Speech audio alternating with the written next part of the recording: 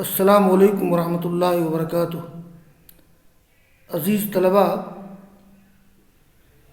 باب غزوۃ الحدیبیہ سے متعلق احادیث کا درس چل رہا ہے۔ آج بھی باب غزوۃ الحدیبیہ سے متعلق احادیث کا درس ہوگا، اور امید ہے کہ کل بھی باب غزوۃ الحدیبیہ کے تعلق سے حدیث کا درس ہو، اور کل شاید غزوۃ الحدیبیہ کے تعلق سے حدیث کا درس پورا ہو جائے گا انشاءاللہ۔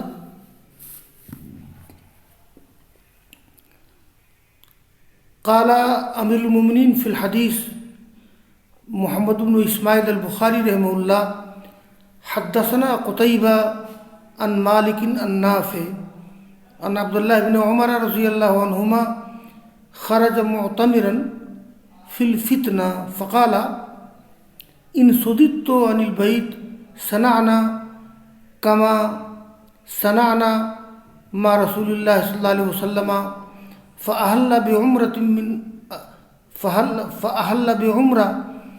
من أجل أن رسول الله صلی اللہ علیہ وسلم كان أهل بعمرة عام الحدیبیہ۔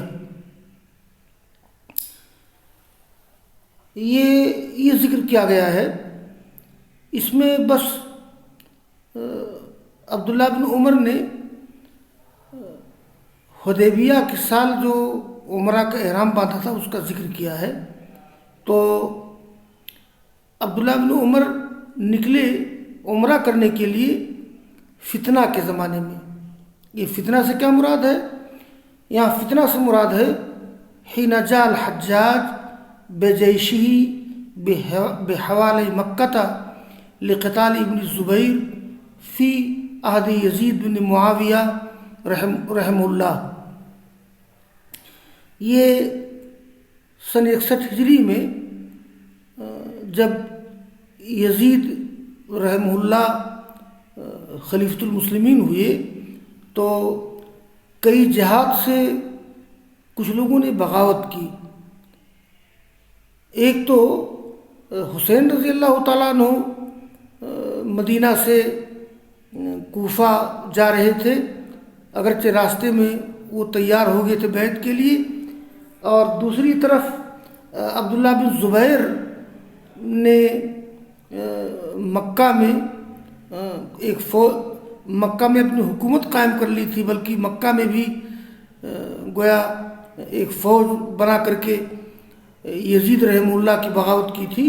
اسی بغاوت کو فروغ کرنے کے لیے جب حجاج اپنی فوج لے کر کے مکہ کے ارد گرد پہنچے تھے، یہاں مراد وہی فتنہ ہے۔ اور کچھ لوگ مدینہ میں پناہ لے لیے تھے باغی، تو ان کو بھی فروغ کرنے کے لیے یا ان کو خاموش کرنے کے لیے، ان کی بغاوت کو کچلنے کے لیے وہاں بھی ایک فوج گئی تھی۔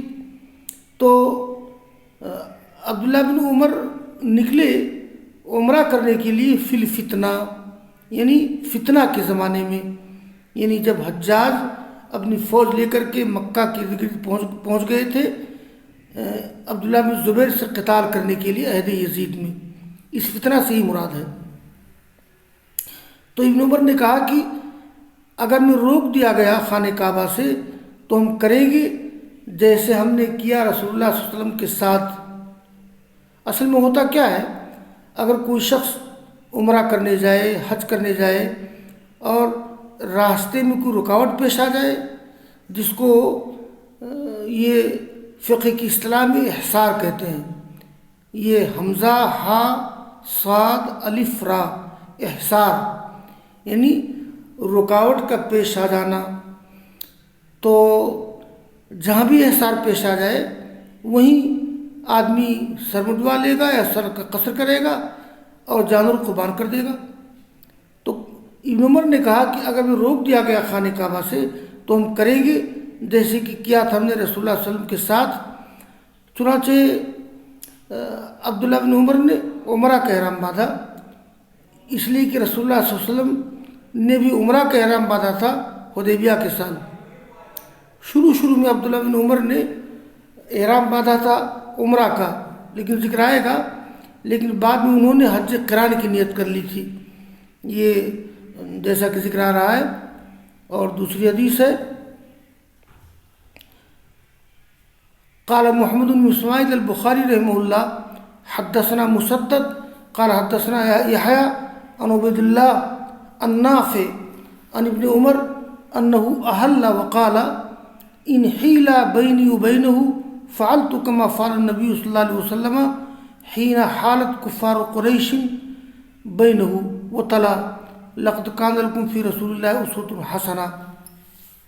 یہ وہی بات ہے، دوسری سند سے ذکر کی جا رہی ہے کہ نافع کہتے ہیں کہ ابن عمر نے احرام باندھا اور کہا کہ اگر میرے اور ان کی اس خانہ کعبہ کے درمیان کوئی حائل ہو گیا تو میں کروں گا جیسے کہ کیا تھا رسول اللہ صلی اللہ علیہ وسلم نے جب کفار قریش آپ کے درمیان حائل ہو گئے تھے۔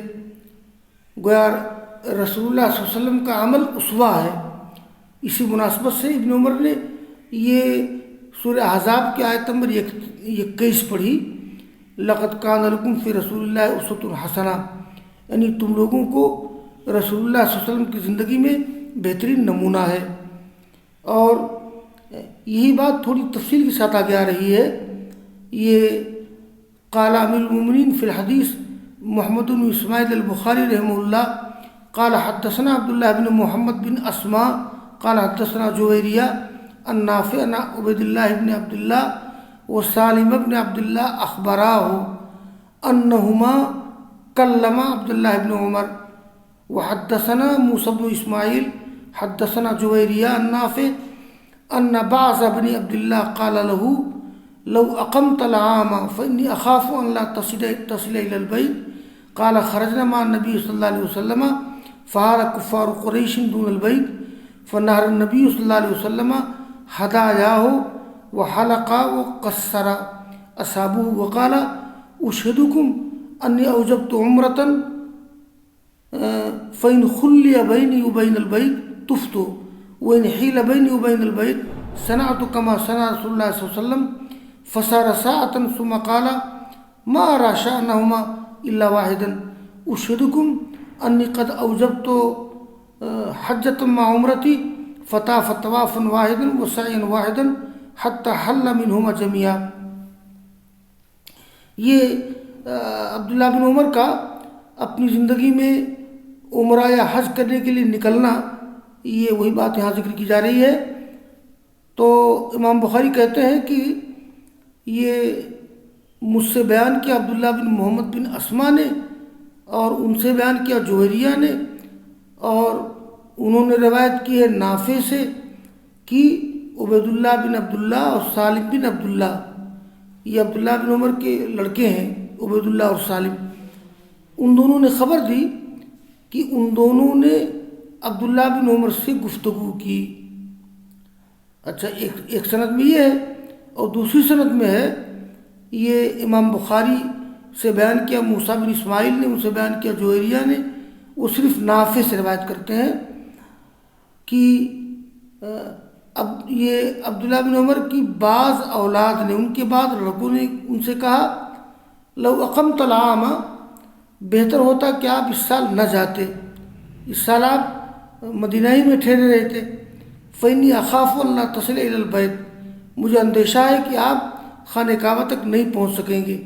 یہ وہی فتنے کا زمانہ تھا جب حجاج نے فوج لے کر کے مکہ کا محاصرہ کر لیا تھا، تو اسی موقع پہ مشورہ دیا عبداللہ بن عمر کی بعض اولاد نے کہ لو اقمت العام فإنی اخاف ان لا تصل الی البیت۔ تو عبداللہ بن عمر نے کہا کہ ہم نکلے رسول اللہ صلی اللہ علیہ وسلم کے ساتھ، وہی مثال ذکر کی کہ ہم لوگ جب سن 6 ہجری میں نکلے تھے اللہ کے رسول کے ساتھ اور کفار قریش حائل ہو گئے تھے، تو آپ نے وہیں جانور ذبح کیے، اور آپ نے حلق، صحابہ کرام میں سے کسی نے حلق کیا، کسی نے قصر کیا۔ تو کہتے ہیں نکلے اللہ کے رسول کے ساتھ تو کفار قریش حائل ہو گئے خانہ کعبہ کے درمیان، تو نبی صلی اللہ علیہ وسلم نے اپنی قربانیاں ذبح کی، ہدایہ واحد ہدیۃ جمع ہدایہ، اور آپ کے ساتھیوں نے سر مڈایا یا بال تراشا؟ تو ابن عمر کہتے ہیں کہ میں تم لوگوں کو گواہ بناتا ہوں کہ میں نے عمرہ واجب کیا ہے، مطلب یہ کہ میں عمرہ کی نیت کر رہا ہوں۔ اور فَإِنْ خُلِّيَ بَيْنِي وَبَيْنَ الْبَيْتِ، اگر یہ میرے خانہ کعبہ کے درمیان راستہ چھوڑ دیا گیا تو میں خانہ کعبہ کا طواف کروں گا، عمرہ کروں گا، اور اگر میرے خانہ کعبہ کے درمیان کوئی حائل ہو گیا تو میں کروں گا جیسے کیا تھا رسول اللہ صلی اللہ علیہ وسلم نے۔ تو شروع میں ابن عمر نے عمرہ کا احرام باندھا تھا، پھر فسار ساعتن، پھر چلے تھوڑی دیر تک، پھر کہا کہ ما ارا شانہما الا واحدا، یعنی عمرہ اور حج میں دونوں کا حکم ایک سمجھتا ہوں، میں عمرہ اور حج دونوں کا ایک حکم سمجھتا ہوں۔ مطلب یہ ہے کہ یہ عمرہ کے سفر میں بھی احصار پیش آ سکتا ہے اور حج کے سفر میں بھی احصار پیش آ سکتا ہے۔ احصار کا پیش آنا اس معاملے میں عمرہ حج برابر ہے۔ ما ارا شانہما الا واحدا، یعنی شان الحج والعمرۃ واحد فی جواز التحلل فیما بالاحصار، یعنی احصار کی وجہ سے حلال ہونے کے جواز کے بارے میں حج و عمرہ کا معاملہ ایک ہے۔ تو پھر انہوں نے کیا کہا، اشہدکم انی قد اوجبت حجۃ مع عمرتی، میں تمہیں گواہ بنا رہا ہوں کہ میں نے واجب کیا ہے حج عمرہ کے ساتھ۔ یہ اس کو حج قران بولتے ہیں کہ آدمی جب مکہ جا رہا ہو اور میقات پر عمرہ کے ساتھ حج کی بھی نیت کر لے، اس کو حج قران بولتے ہیں کہ بیک وقت حج عمرہ دونوں کی نیت کرنا۔ اور ایک حج تمتع ہے، یعنی کوئی شخص صرف عمرہ کی نیت کرے اور مکہ جا کر کے عمرہ کرے اور اس کے بعد حلال ہو جائے، پھر جب حج کا زمانہ آ جائے تو حج کا احرام باندھے، تو اس کو حج تمتع کہتے ہیں۔ ایک ہے حج افراد، آدمی صرف عمرہ کا احرام آدمی صرف حج کا احرام باندھے۔ تو انہوں نے کہا کہ اشہدکم انی قد اوجبت حجۃ مع عمرتی۔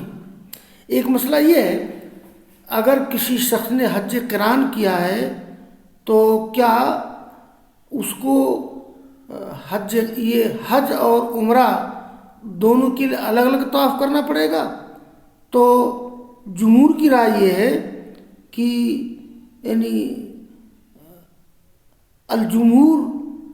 رائے الجمہور ان الطواف الواحد والسعی الواحد یکفیان للقارن، یعنی حج قران کرنے والے کے لیے ایک ہی طواف ایک ہی سعی کافی ہے، یہ جمہور کا مسلک ہے۔ خلاف للحنفیہ فعندہم للقارن طوافان والسعیان، حنفیہ کے نزدیک حج قران کرنے والے کے لیے 2 طواف اور 2 سعی ہے، ایک طواف اور ایک سعی عمرہ کے لیے، ایک طواف ایک سعی حج کے لیے، لیکن یہ جمہور کی رائے اس کے خلاف ہے۔ چنانچہ عبداللہ بن عمر نے کیا کیا، انہوں نے حج عمرہ دونوں کا احرام باندھا تھا، اگرچہ فتنہ کا زمانہ تھا لیکن معاملہ ٹھیک رہا، ان کو موقع ملا حج عمرہ کرنے کا۔ فطاف طوافا واحدا وسعیا واحدا، تو انہوں نے ایک ہی طواف کیا ایک ہی سعی کی، یہاں تک کہ ان دونوں سے اکٹھا حلال ہو گئے۔ تو یہ عبداللہ بن عمر نے یزید رحمہ اللہ کے زمانے میں حج اور عمرہ کیا تھا، اس کا ذکر اس میں آیا ہے۔ آگے دیکھیے، یہی روایت تھوڑی تفصیل یہی بات ذکر کی جا رہی ہے۔ یہ قال محمد بن اسماعیل البخاری رحمہ اللہ حدثني شجاع بن الولید سمع النضر بن محمد قال حدثنا صخر النافع قال ان الناس يتحدثون ان ابن عمر اسلم قبل عمر وليس كذلك ولكن عمر يوم الحديبية ارسل عبد الله الى فرس له عند رجل من الانصار ياتي به ليقاتل عليه رسول الله صلى الله عليه وسلم يبايع عند الشجرة وعمر لا يدري بذلك فبايعه عبد الله ثم ذهب إلى الفرس فجاء به إلى عمر وعمر يستلئم للقتال فأخبره أن رسول الله صلى الله عليه وسلم يبايع تحت الشجرة قال فانطلق فذهب معه حتى بايع رسول الله صلى الله عليه وسلم فهي التي يتحدث الناس أن ابن عمر اسلم قبل عمر. اس میں یہ بات ذکر کی جا رہی ہے کہ غزوہ حدیبیہ کے موقع پر عبداللہ بن عمر نے رسول اللہ صلی اللہ علیہ وسلم سے پہلے بیعت کی تھی اور عمر فاروق نے بعد میں بیعت کی ہے. تو اسی کو سن کر کے کچھ لوگوں نے یہ کہہ دیا کہ عبداللہ بن عمر نے پہلے اسلام قبول کیا تھا اور عمر فاروق نے بعد میں اسلام قبول کیا تھا، جبکہ یہ بات صحیح نہیں ہے. یہ جن واقعات میں عبداللہ بن عمر کے پہلے بیعت کرنے کا ذکر ہے، اس بیعت سے مراد بیعت رضوان ہے، یعنی بیعت صلح حدیبیہ ہے. وہاں البتہ عبداللہ بن عمر نے پہلے بیعت کی تھی اور عمر فاروق کو بعد میں بیعت کرنے کا موقع ملا رسول اللہ صلی اللہ علیہ وسلم سے. بھائی اسی مناسبت سے اس کا ذکر امام بخاری کر رہے ہیں. یہ نافع کہتے ہیں کہ لوگ بیان کرتے ہیں کہ ابن عمر مسلمان ہوئی عمر سے پہلے، لیکن بات ایسی نہیں ہے. لیکن عمر نے حدیبیہ کے دن بھیجا اپنے لڑکے عبداللہ کو ایک گھوڑے کے لیے، جو ایک انصار میں سے ایک آدمی کے پاس تھا. بھیجا عمر فاروق نے عبداللہ کو کہ وہ گھوڑے کو لے آئے تاکہ اس پر قتال کرے، وہ کسی جنگ اور جہاد کے موقع پر. اور رسول اللہ صلی اللہ علیہ وسلم بیعت لے رہے تھے درخت کے پاس، اور عمر اس کو نہیں جانتے تھے. اصل میں لوگ دور دور ٹھہرے ہوئے تھے. تو عبداللہ بن عمر نے آپ سے بیعت کی، عبداللہ نے پھر گئے گھوڑے کی طرف، اس کو لائے عمر فاروق کی طرف. وہ عمر یستلئم للقتال، یہ استلعم یستلئم یعنی یلبس اللعمہ، یعنی زرہ پہن رہے تھے.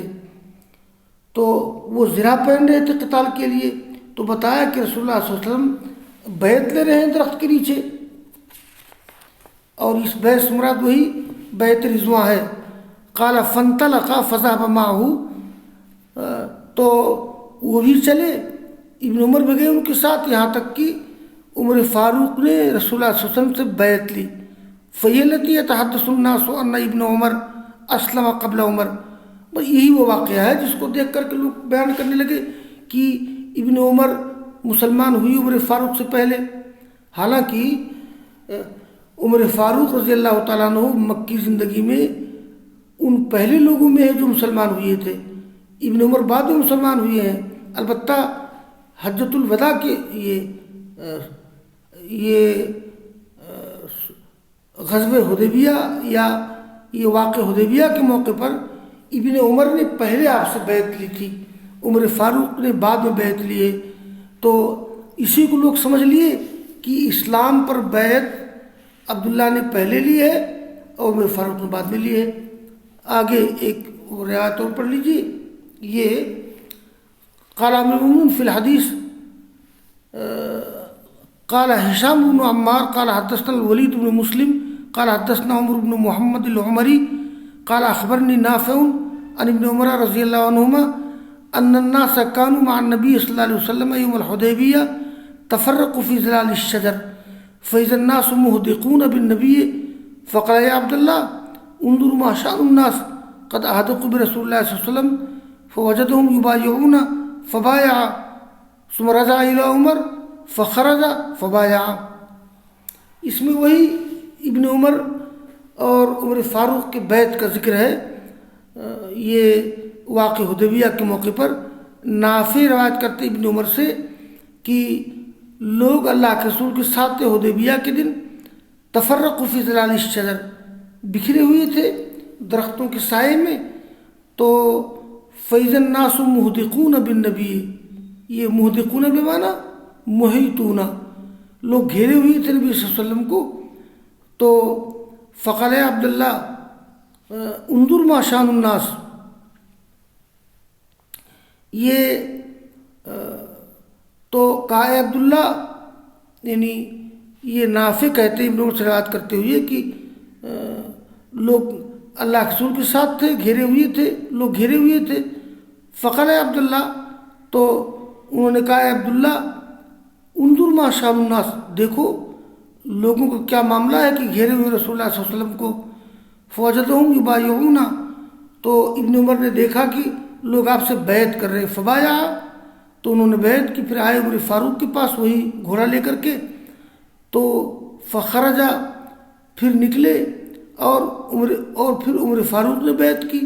یا یہ کہ بایا ابن عمر مرتن اخرى، یعنی ابن عمر نے دوبارہ بیعت کی.